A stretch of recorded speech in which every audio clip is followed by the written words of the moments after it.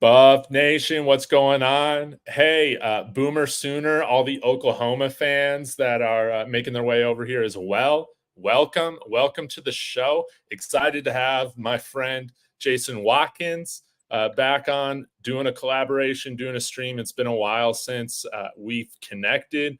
But Jason, how are things going for you, man? How's your day? It's been good, man. Thanks for having me on the show. I appreciate it. Always enjoy watching your content and man, the way that the channel's grown so much over there. But thanks for allowing me to be a part of it today, and excited for it, man. It's good stuff. Dude, absolutely. And now you're reminding me, Coach I got to text you back. He texted me like a week ago. I got to text him back.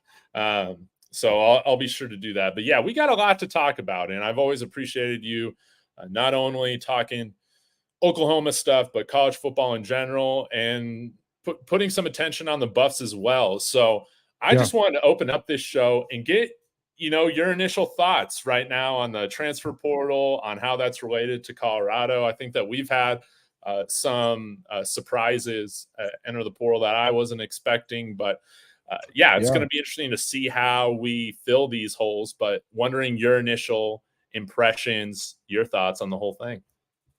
Well, we've talked about this a little bit in the past few days, and I was watching some of your shows, and I got to tell you, I know this is probably not this isn't a popular opinion out in Boulder, but I think it's a little much on the portal side for CU moving. I mean, not necessarily for this year. I understand what they're trying to do. They're trying to win today.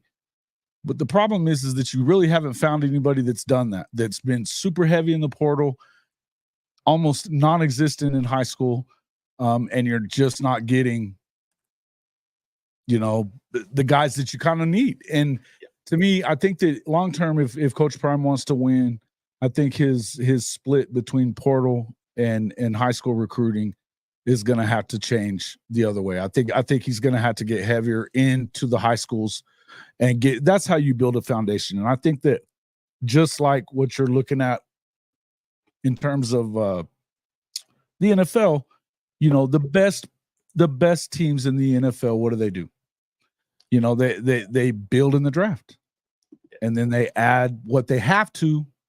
They fill in spots in free agency, which is basically what the transfer portal is. It's college football free agency. So I think that sooner or later he's going to have to adopt that way of doing things. But I understand what he's doing for right now. Yeah, you're reminding me of what Carl Reed said. Maybe it was a couple days ago on his show, talking about, hey, if your goal is to just win as much as possible, as quickly as possible, short term, you still got to go through the portal. You got to do that through the portal. It can't be heavy on high school. And I'm even thinking, Jason, going back to when Coach Prime took this job a year and a half ago, kind of one of the advantages that worked in your favor going through the transfer portal was that it kind of did eliminate the ability to, that free transfer, that free instant transfer. You used to have to sit out a year and a half ago, and you were still able to keep some of that continuity even if you were building through the portal with multiple years of eligibility. But I think we're seeing even a new phase of this now where everybody can move freely all at the same time. Well, and it's all around the country, right? It's a free-for-all right now, and you don't know what's going to happen. But I think when you talked about Coach Prime's been really vocal about what his thoughts are, and he thinks it's okay just to go flat portal almost. And he's doubling down on it. It seems like, right? When you do that, I think the problem is okay, how many guys do you lose? And he's been losing some guys too. So if you're bringing in some of these guys, it's one thing to say, well, yeah, these guys aren't good enough to be here. Well, they were good enough for you to bring them last time around. So, it's funny how that always flips, right? Right. And if you're losing the same amount of guys you're bringing in, what are you really doing? Continuity is a problem. So that would be, and I think it's not just going on in Colorado for sure. You know what I mean? I think it's going on in a lot of places, but again, I think that you need some stability at some point there. I think that, he's going to have to settle in and do that. I understand, the people talk about his sons being there. And yes, he wants to win while his sons are still in school. I get this. And when you have a quarterback that is as talented as Shedeur, you need to get him weapons and get that done. Right? I'm telling you, I get it. I get it. So do those things, but man, you got to have an eye on the future. If if you want to be successful long term, I think you have to have an eye on the future. And I think that, at least a little bit, they need to change that percentage up a little bit there. That's just my thoughts. I think so too. Long term, that's something that I've talked about as well. Where I think, especially now with unlimited free transfers, you kind of lose some of that advantage where, again, initially you were able to keep some continuity if guys already burned that one free year. But it almost makes you want to pivot a little bit back towards making sure you get guys. I use the phrase for the college football program, maybe on like Sunday. It's kind of a goofy term, but I kind of mean it. Like, get these guys in and indoctrinated as young as possible, because I feel like they're going to be less likely to move if you're believing in them, earlier on. If you're the guys, to recruit them when they're they're at their youngest. Hopefully, you'd see some less turnover compared to, I think, what we're seeing not only at Colorado but across college football. If these guys have already entered the portal once, it's no big deal for them to do it again. Just like my stints of unemployment.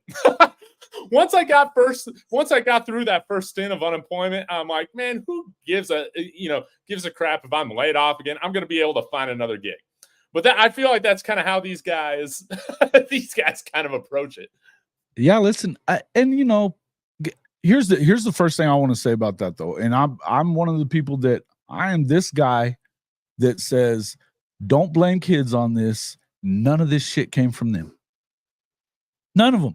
They didn't have a single thing to do with none of the rules or none of the way that things are going, and they're participating in it, but they didn't make any of these rules. Don't hate on the kids for doing what they're doing.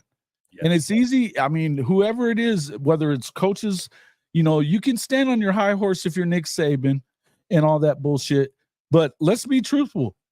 You guys have been screwing these kids for 50 years. I don't really want to hear it. I don't want to hear it from coaches and administrators of the NCAA. I don't want to hear it. No. Fix it. What you can do, if you don't want this to be a problem, then share revenue with a contract, because NIL ain't going to do it. NIL is endorsements, and that doesn't attach those kids to your school. You want a contract? Revenue share. That's what it's going to take. And, I hate it that we love to blame this shit on the athletes. And they have not had any say in any of this. None of it. The things that are going on are because of the adults in the room. Yes. I don't know. It's funny, man.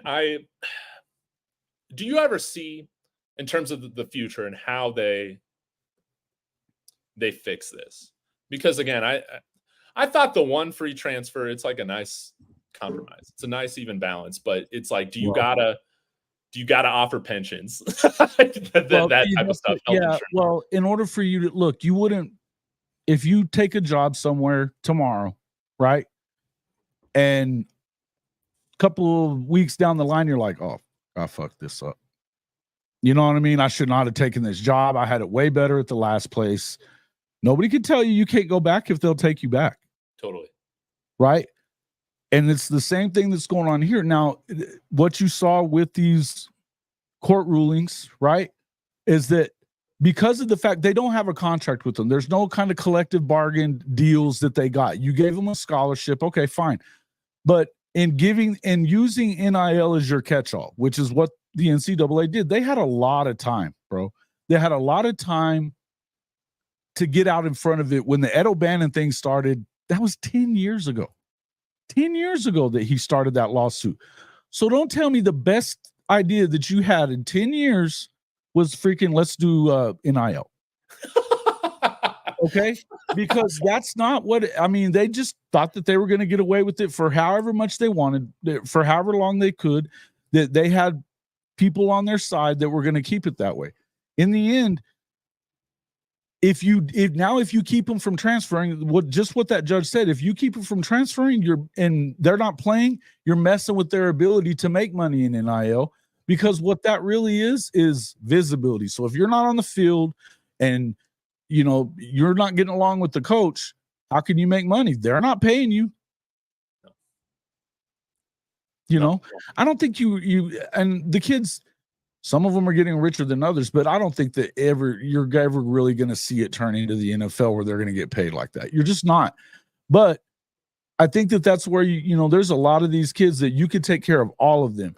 It could be a slotted amount. If you're a 5-star guy or 4-star guy, whatever, and you get X amount of playing time, you're going to get X amount of playing time pretty much guaranteed to you. You know who those guys are. You got your tiers. You would tier it out the same way. It doesn't have to be millions. It has to be doable.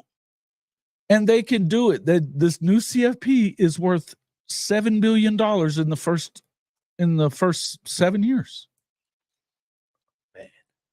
Man, I love it.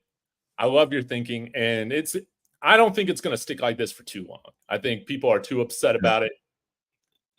But yeah, they got to give a little bit to get a little bit type of thing. You can't have it both ways. Well, and I mean, Nick Saban didn't like it because he loved being able to stack 5-stars in his locker room 5 deep and not have to play them till they were a junior. Yeah. And just having the booster slide money now over that he has to compete and all that. Listen, now that he has to compete with everybody else that's able to do the same thing on the up and up, then he didn't like it. And that's the problem that I have with it on that. And I mean, look, I'm just like anybody else. I want my team to have the kids that they bring in. I don't like it but the truth is what we're seeing at Oklahoma is you're getting stacked rooms, and what's probably going to happen is you're going to start losing some of these kids because they're not going to get enough playing time. They're going to have to go. Yes. But it also makes you think a little more. Look, a lot of the other part of it is this. We can say whatever we want. We're talking about a 1 to 3% of the kids that enter this portal that are really up for grabs, that are really going to go and find another place. If you look at the numbers for the last 3 or 4 years of this portal being around, only 40% of these kids ever find another home. That is crazy. So if it's 3,000, that means less than 1,500 of them are finding a new football home. Yeah. So you can be throwing your career away too. Look, you can say whatever you want. I mean, you can be mad at the kids, but again, I don't know why, but they're taking a risk as well. Mm-hmm. They're taking a risk. And the other thing is let's not pretend that the coaches ain't kicking their ass out the door, a la Coach Prime when he first got there. I got my Louis bags on the way. So I don't know, man. You can't have it both ways. But Jason, let's get into some of the recruiting and transfer portal specific noteworthy pieces. I want to get to this super chat first before I forget it. Yeah, do that. William Berry, thank you so much. Saying, I'm CU crystal ball and Elijah Herring, 6'3", 230-pound linebacker from Tennessee. 80 tackles, first college. He's visiting a CU tomorrow, says he's going to sit down with Coach Prime to talk. He would be a substantial upgrade for us in the linebacker room right now, I think. Again, when he was the leading tackler on Tennessee this year. And with that kind of weird rule with SEC teams not being able to go after other SEC guys, that can hopefully play to some advantage here for CU where we can benefit. Any thoughts on Elijah Herring, or do you want to get to the guys that our schools are competing over? He's a stud. I mean, I think that, 80 tackles, is that 1 year or how many? That's 1 year, right? Yeah, just this past year. Yeah, so I don't know about crystal balling him. I don't know. We'll see how it plays out. I think you need him, right? You just lost Demoy Kennedy, so you better get somebody. Yeah. It's look, again, we're just going to have to kind of wait and see whatever happens. But I do think that they're going to be. Look, I think that CU is it's attractive for these kids. No two ways around it. One thing that Coach Prime, whether they have a big, and I meant to ask you what, do they have a collective that's starting to work heavy in their favor? What's kind of happening there? But the one thing I don't know that I care about it as much because nobody does social media like Coach Prime and his staff. Yes. They get it. Yeah.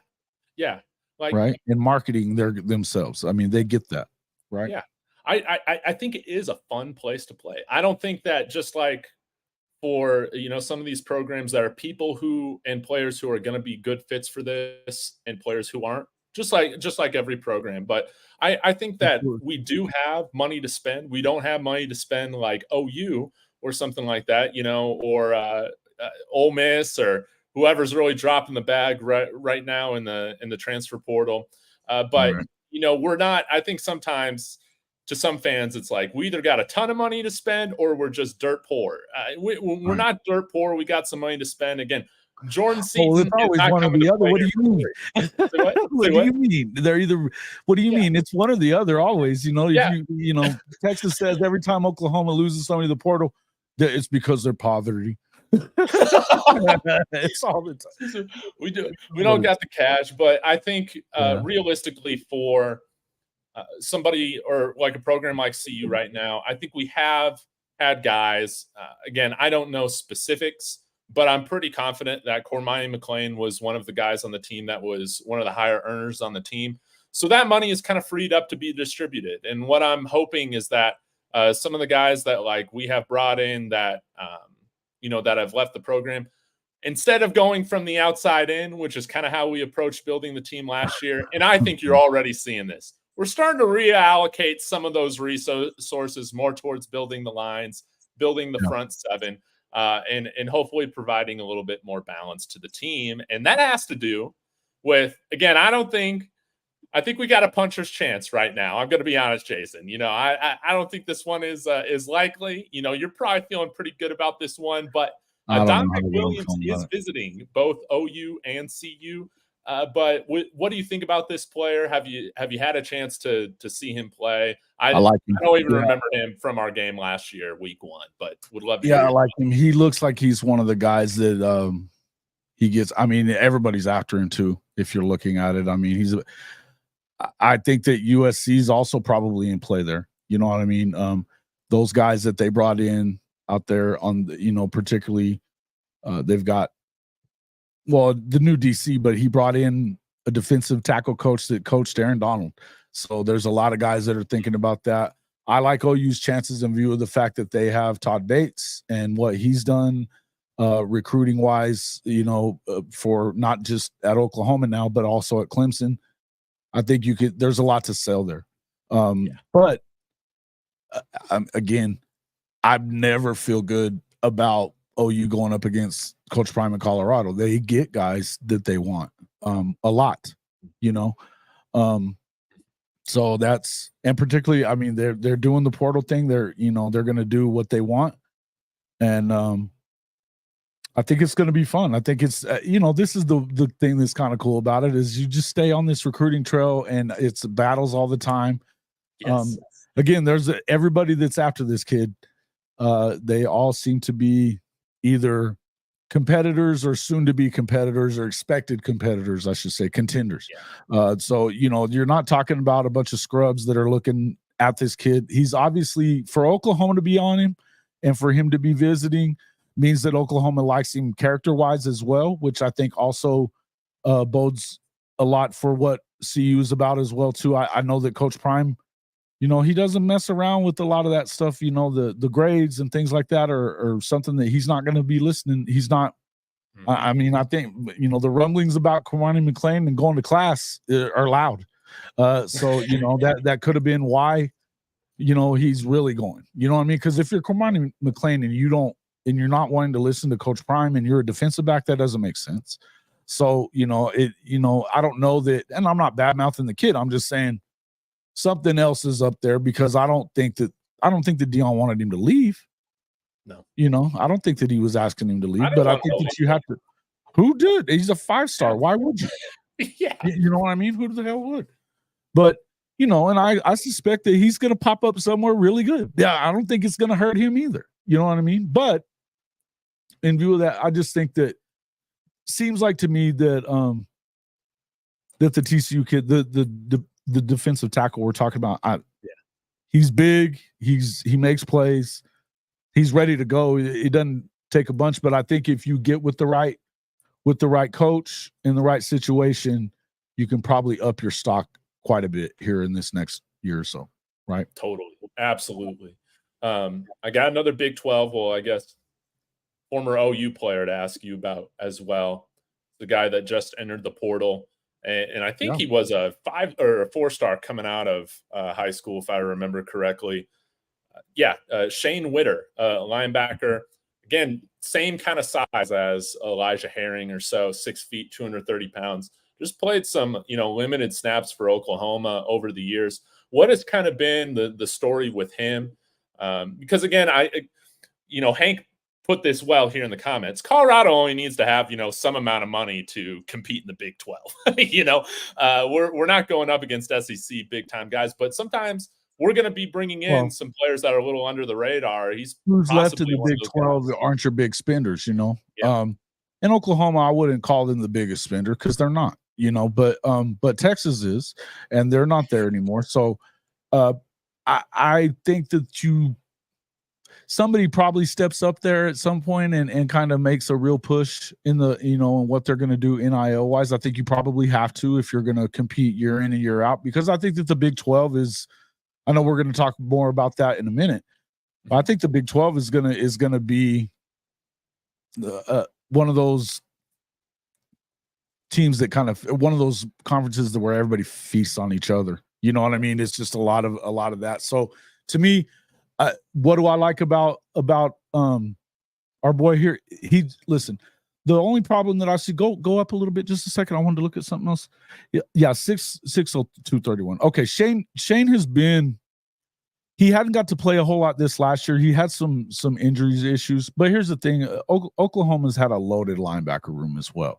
I think that what you saw from him 2 years ago was probably his best year, where he, was able to get in some playing time, but they've had a lot of linebackers probably since he got there, so to me, as a grad transfer, it's a good time to have it because you can get him for 2 years.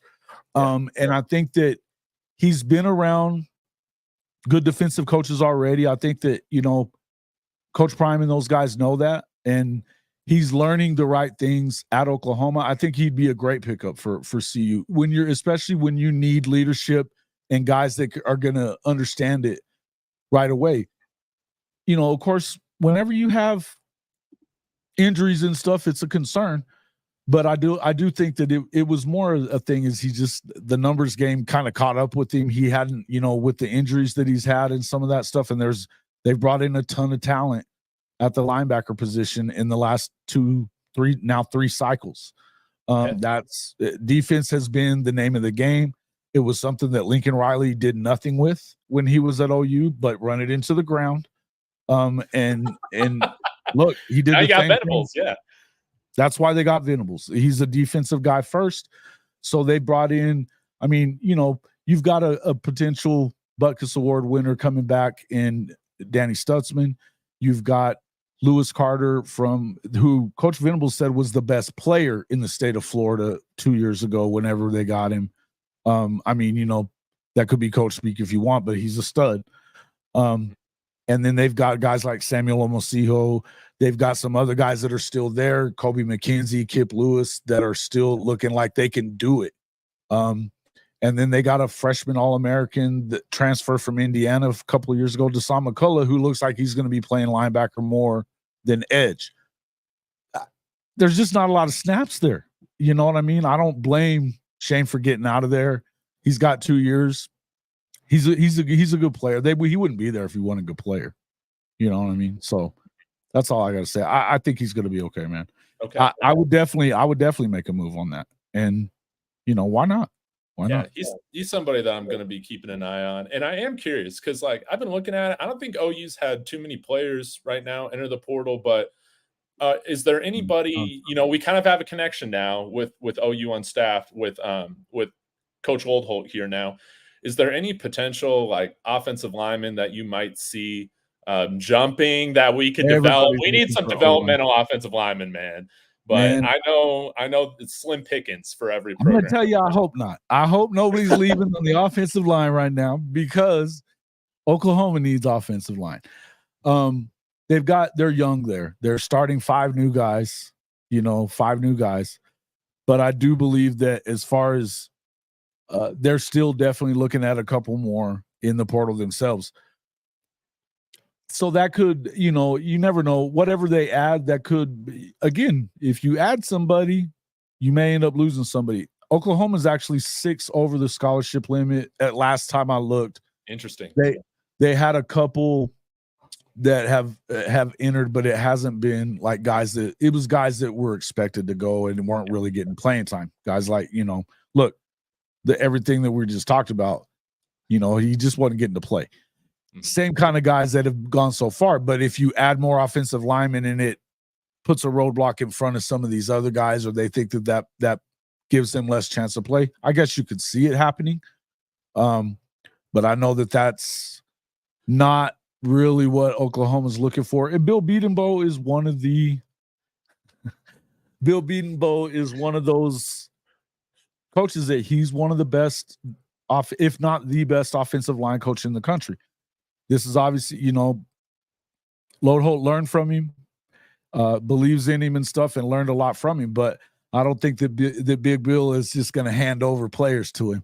So I think that the mandate at OU right now is to get better on the O-line. You got to protect your new quarterback. You've got a lot of skill talent in the backfield and at receiver, tight end as well. You need to keep your quarterback upright. So I think right now, I'm not really worried about Oklahoma on their offensive line, but that's the concern around Norman right now. I would think that would be not a great thing. I don't know that anybody's really looking to leave, but I think that most of them are unproven as well. So I don't know that you really have it a lot different right now at Colorado than they have it at OU, because it's a lot of unproven guys. Hey, I had to ask this. Fatty coming in here with a great question. You think Booty will roll out? I mean, Booty, 4-star most popular Booty, meme guys out there. The General Booty, 4-star General. Yeah, I don't know. They brought in, Casey Thompson, and then they've got. I can't believe he is still playing football, man. I can't believe. Yeah, I don't know how much he's going to play. I don't see him playing. He's still recovering from it. Blew his knee up. I think Casey's there more to learn to be a coach and be kind of that in case of emergency break glass guy. I think that Michael Hawkins, the freshman out of Frisco Emerson, has proven that he's the guy for the future when after Jackson's gone. Yeah, he's like 35. Yeah, pretty close. But he's connected to Oklahoma. His dad played at Oklahoma.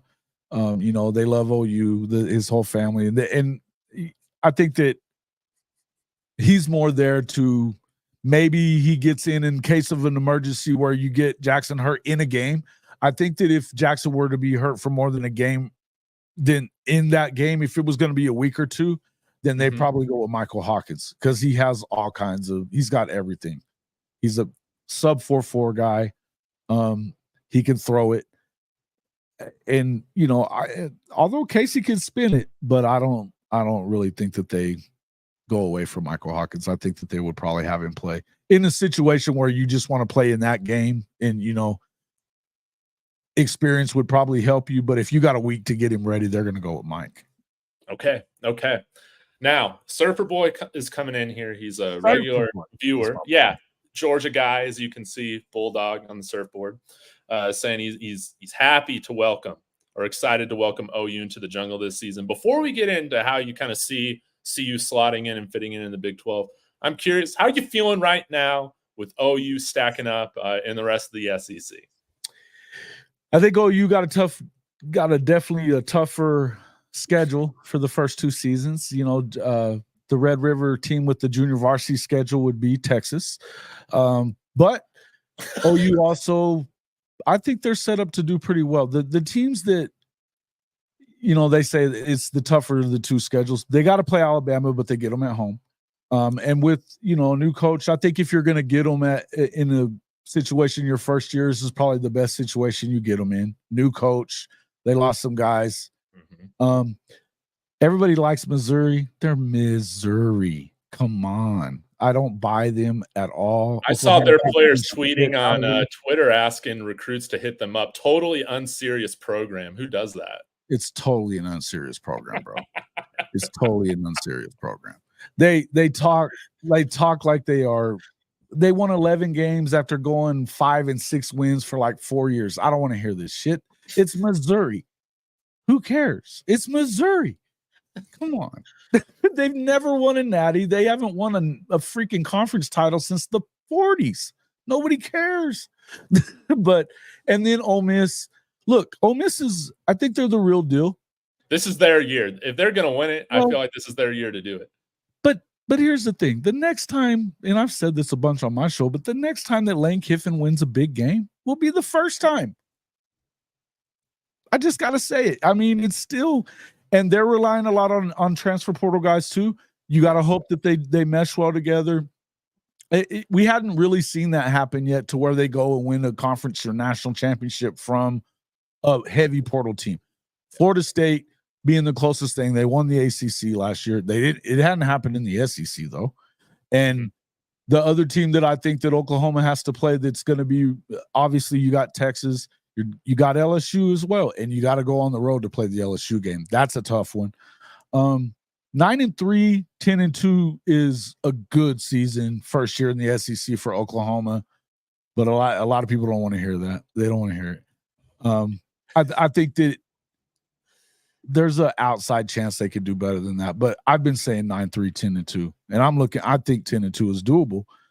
The defense is going to have to be very good, and we're going to have to, and you better not have a big drop off on offense if the defense isn't top 10. You know, you're just not going to be able to. Well, not with that schedule. It feels like it's totally wide open this year, you know, with Nick Saban leaving, and I guess, you know, Georgia. Georgia's still there. Surfer Boy knows. I mean, look, those guys they've got Carson Beck coming back. They're replacing a lot on the defense, but guess what? They're all 4 or 5-star guys that they're replacing them with, right? Yeah. I think Carson Beck spent the entire piggyback on players and still didn't get in the top 20. Or just got to the top 20. They haven't gotten inside of it. It's a bunch of bull crap with Mizzou. They're mid. They're always going to be mid. Any Mizzou channels out there? Like, I haven't come across any. There's a couple, but it's trash, bro. It's on YouTube, man. You're either elite or trash. I'm so over Mizzou. I'm so over Mizzou fans and Twitter Mizzou and ugh. I love it. I love it. But hopefully you got that SEC chant ready. You know, I don't care about that. I mean, I'm glad they're in the SEC, but I love Oklahoma. I don't give a shit about any of that stuff. Well, if you don't give a shit about the SEC, let's talk about where you see Colorado right now in the Big 12. You know, you've alluded to it a little bit, and I know I've been keeping you a little late, so we don't have to go on this for too long. But right now, how do you feel about where they're stacking up with the rest of the conference right now? Well, listen, I think that it's going to be a lot of fun to watch the Big 12 this year. I think that the Big 12, I have my feelings about what the Big 12 is in the grand scheme of things. Yeah. I think with the money differences and stuff that they're going to have to get deep early. You need somebody from this year or next year to go deep in this playoff. You really got to do it in order to, but we're a one bid conference, I think, this year, right? I think so too, because there's not that guarantee that you're getting 2. I was kind of surprised that the Big 12 didn't jump on that offer of 2 for them, 2 for the ACC, because I tell you, I get the feeling, and I mean, there's just something telling me you're going to have a couple of 9-3 teams playing for the championship, maybe a 10-2 and a 9-3. Yeah. But I think that this is eat yourself league. You've seen this in the Pac-12 a lot. Exactly. Yeah. Right? You have. Yeah. But there's really, I mean, if you look at this, you look at these teams up and down, they've got a bunch of great coaches. Utah, Coach Whittingham, I think he's one of the best in the country. I think Lance Leipold is one of the best coaches in the country, and he's got a great quarterback if he stays healthy. Yes. Coach Klein, Chris Klieman at K-State. You've got, Sonny Dykes took a team to the freaking national championship game. They got boat raced when they got there, but they got there. There's not a shortage of good coaches. Even, Mike Gundy's mid, but, a lot of people think he's great. Coach Prime, I think he's a good coach. Look, I think that he's got a lot to prove still, but I'm not saying anything bad about Coach Prime. And I think that Colorado has, if not the best, he's 1A, 1B, 1C in the conference quarterback-wise. Listen, to not have a freaking line that could protect you at all, have 3,000 yards, 27 touchdowns, just 3 interceptions. Could you imagine what Texas would have done with him instead of Quinn Ewers? Oh, yeah. With that offensive line, holy shit. We just need average. That's all I'm hoping for, is just average line play. Listen, if you can get the running game going a little bit and keep him upright, they're going to have a shot. I know people don't want to hear this shit. They are going to have a shot. There's people outside of Boulder. It's not just CU people saying it. It's not just CU people saying it. They've got weapons. That's the thing. Look, let's not freaking act like, I know that they want to act like the Big 12 has changed its feathers and now all of a sudden it's a defensive conference. It isn't. Okay? It isn't. You got to go out there and put points on the board. They can put points on the board. They can put points on the board. If they can keep him upright and play sufficient defense, they're going to be okay. That's all there is to it.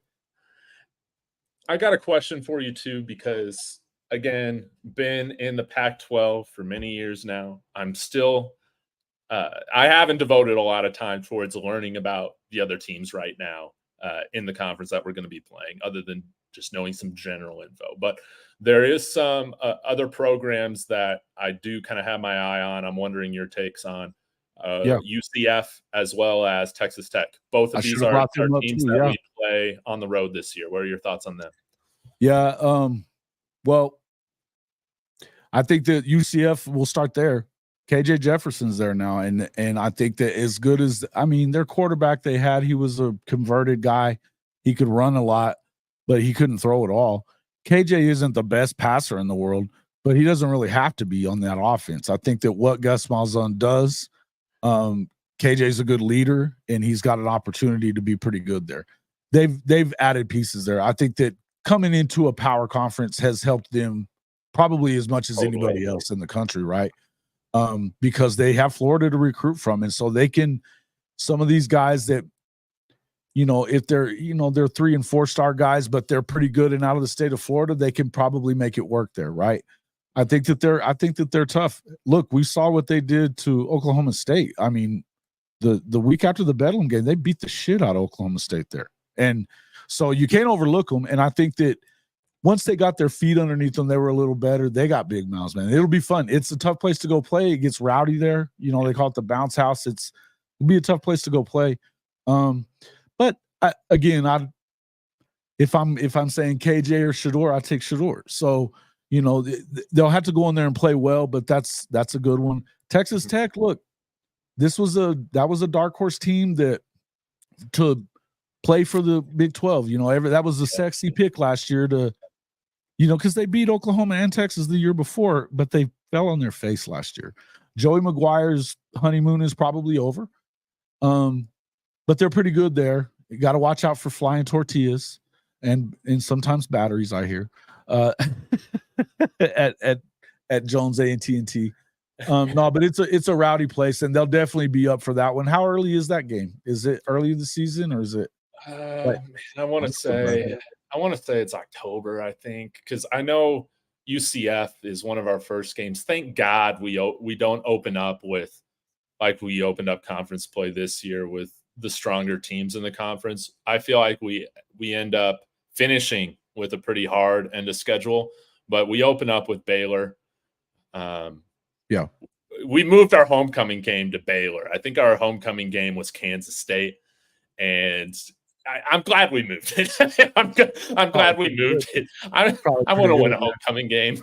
Hey, listen, yeah, well, and Dave Aranda, as well as he did that second year, I mean, he's a little odd, man. I like Coach Aranda. I think he's a great human. I don't know that he connects that well with his players as a head coach. I think he struggles there. I was kind of surprised that they kept him around, to be honest with you, but they're definitely the weak sister of the Big 12 right now. You know, I got a friend that would probably hate that I say that, but I kind of believe it. I think that, yeah, listen, I think you have an opportunity to look. I don't know that I'm not picking Colorado necessarily to win the conference championship. I think the best team right now coming in is Utah. I mean, let's just be real. I think it's Utah.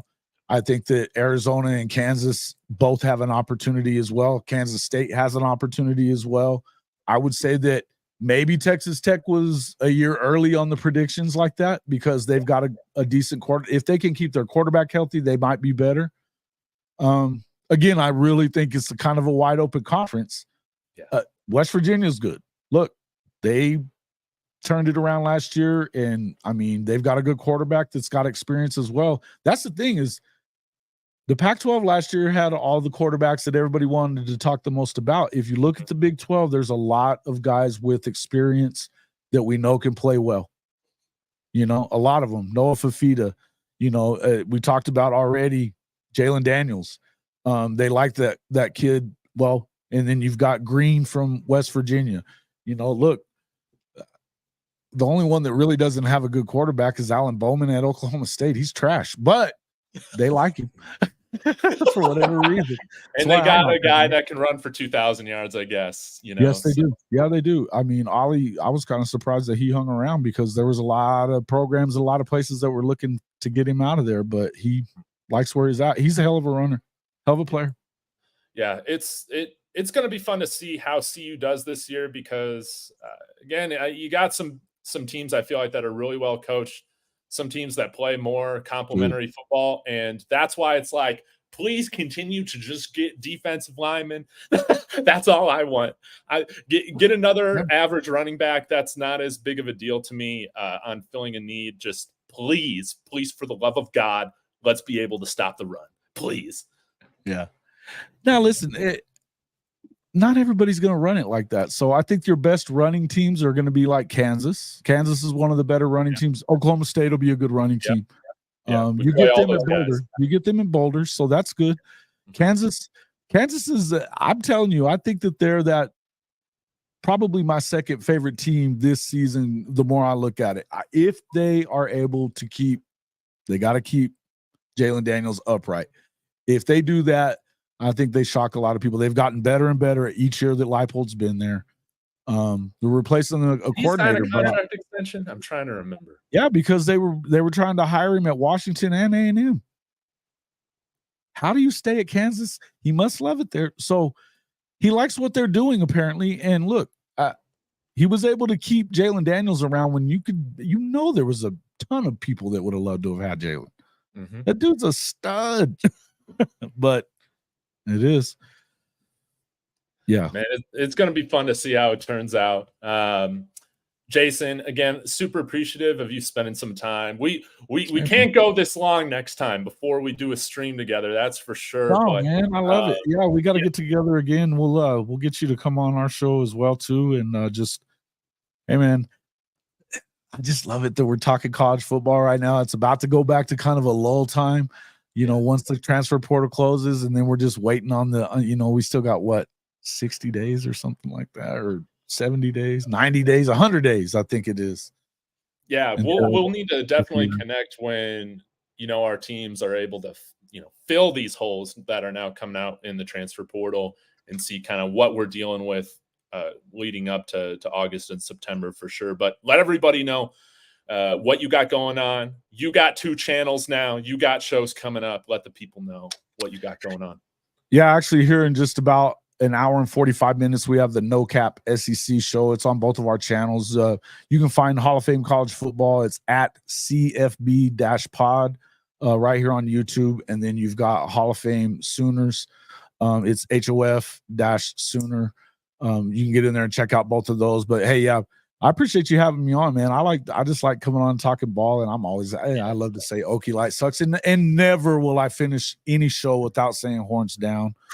So, yeah, good time. It's all fun. It's all fun, man. It's all fun, man. Guys, I have his channels linked in the description of my video as well. So please go support. And guys, especially the Tuesday night show, a lot of just damn good college football talk. Sometimes, man, like over on my side, we can zero in so much on CU and what's going on that, man, like heading over there is such a great, it's fresh. It's great. There's way more going on in college football than what's going on here. We've always got guys like you and Coach I, and we have Fitz from, Go Power Cat. And I mean, we have the best creator guests on our show to talk college football because we love to talk college football. So it's not just Oklahoma. We love to talk about everything. We even have some Texas guys on every once in a while for whatever reason we do. But it's fun stuff, man. It's college football. Maybe it's the best. I just love it. No, man, we got to get you on soon, man. You got to get with us on Tuesday. All right. That sounds great. Guys, thank you so much for tuning in. We got about 200 people in here, so y'all be sure to smash that like on the way out. Leave a comment when you're on the replay. Boomer and Sco Buffs.